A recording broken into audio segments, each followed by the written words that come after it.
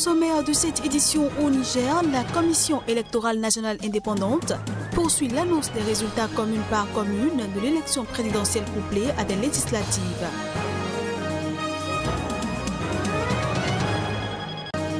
En Centrafrique, les observateurs de la mission électorale de l'Union africaine ont donné leurs recommandations sur l'élection présidentielle.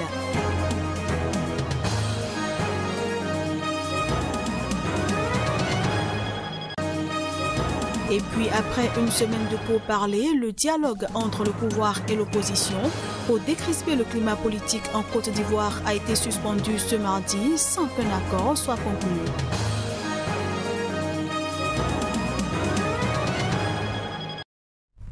Voilà ainsi présenté l'ossature de cette édition. À toutes et à tous, bienvenue. On démarre par le Niger où la Commission électorale nationale indépendante poursuit l'annonce des résultats commune par commune de l'élection présidentielle couplée à des législatives du 27 décembre dernier.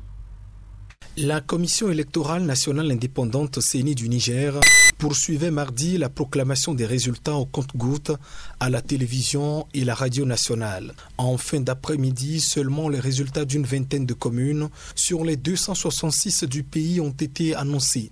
Le principal enjeu du scrutin est de savoir si le favori Mohamed Bazoum, bras droit du président sortant Mahamadou Issoufou, âgé de 68 ans qui ne s'est pas présenté à l'issue de ces 2 mandats constitutionnels, sera élu dès le premier tour ou non.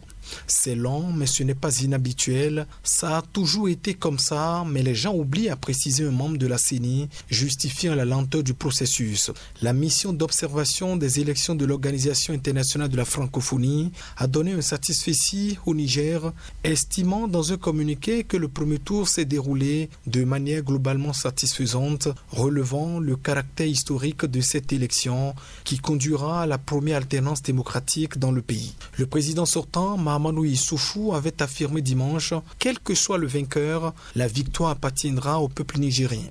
7,4 millions d'électeurs sur 23 millions d'habitants étaient appelés aux urnes pour cette présidentielle couplée à des législatives. 30 candidats, dont 2 anciens présidents et 2 anciens premiers ministres, étaient en lice. Favori du scrutin, Mohamed Bazoum a promis de mettre l'accent sur la sécurité et l'éducation, notamment des jeunes filles dans ce pays qui bat le record mondial de fécondité avec 7,6 enfants par femme. Un des principaux défis du prochain président sera de juguler les attaques djihadistes qui ont fait des centaines de morts depuis 2010 et fait fuir de leur foyer environ 500 000 réfugiés et déplacés, selon l'Organisation des Nations Unies. Les observateurs des pays de la CECA, de la CENSAD et de l'Union africaine ont donné leurs recommandations concernant l'élection présidentielle lors d'une conférence de presse.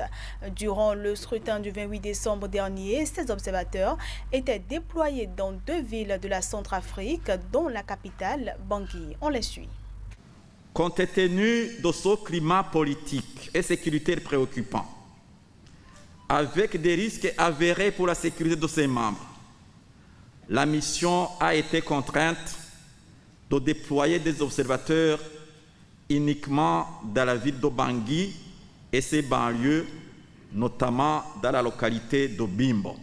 La mission appelle au maintien du soutien multiforme au processus politique en République centrafricaine en vue de parachever le processus électoral en cours, y compris par l'organisation des élections locales, là où le vote n'a pas pu avoir lieu.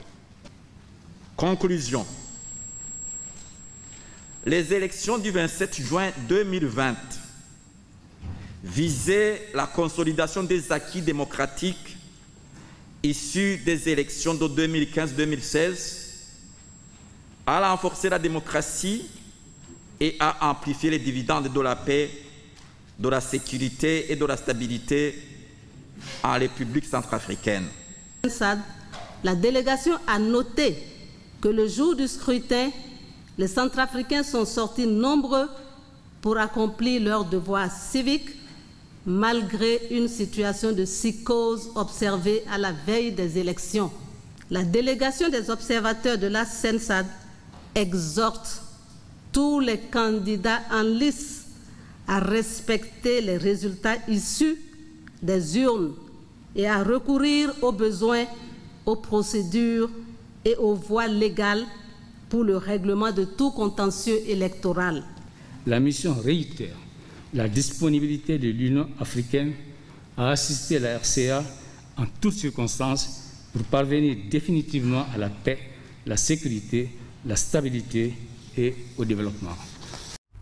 Je le disais en titre, en Côte d'Ivoire, le dialogue entre le pouvoir et l'opposition pour décrisper le climat politique dans le pays a été suspendu ce mardi sans qu'un accord soit conclu. Cette suspension intervient après une semaine de pourparlers en vue des législatives qui se tiendront en mars prochain.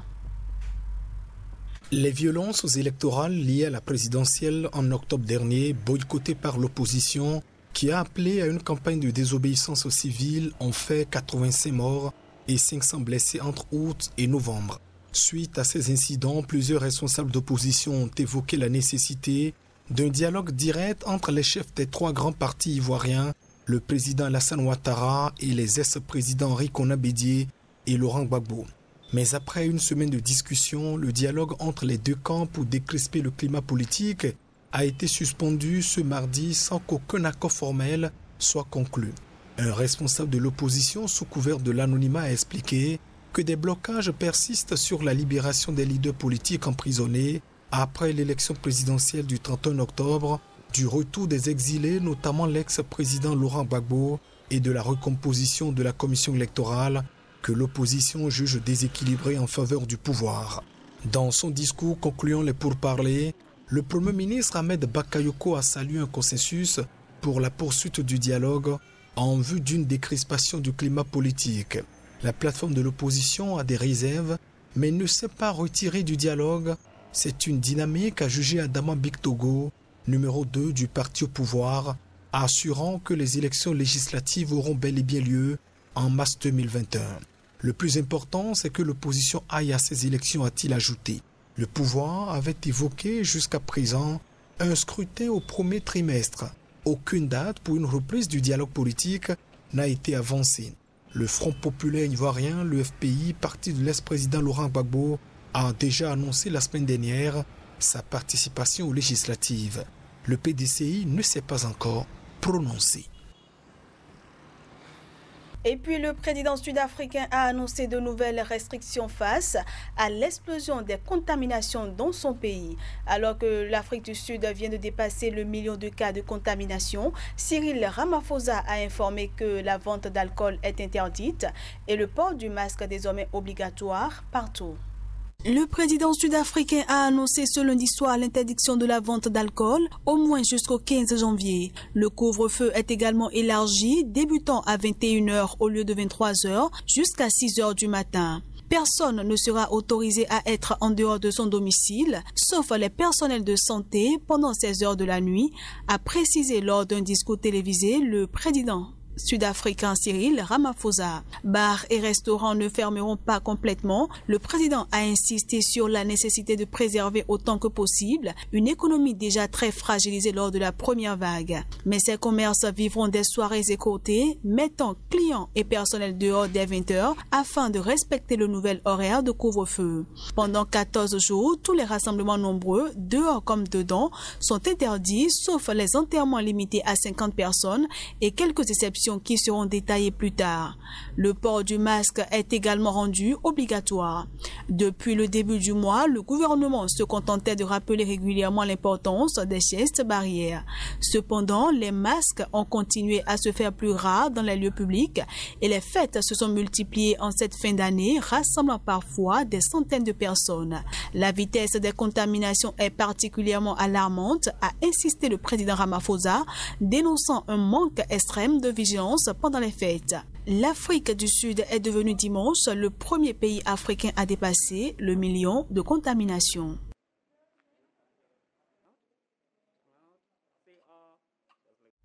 Et puis pour finir cette édition, l'artiste malien Sidiki Diabaté a été libéré sous caution ce mardi. Le célèbre joueur de kora était en détention à Bamako depuis 3 mois pour des faits présumés de coups et séquestration sur son ex-compagne.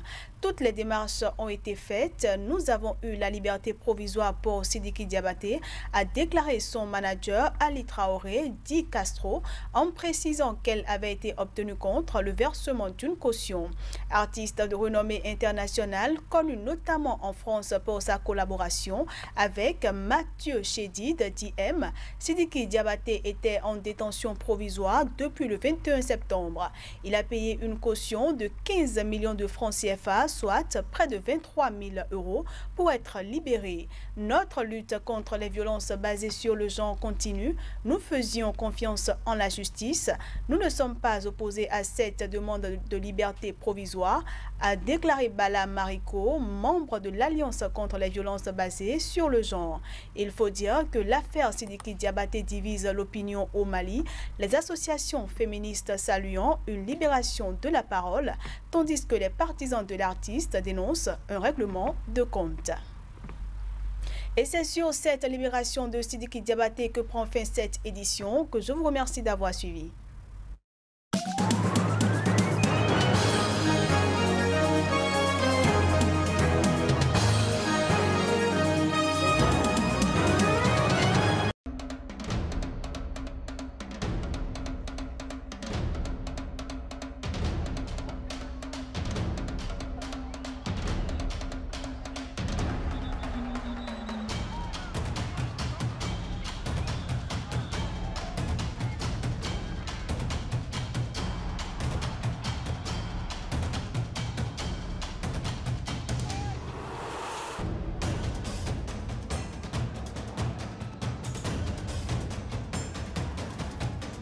If they want to get you, they'll get you.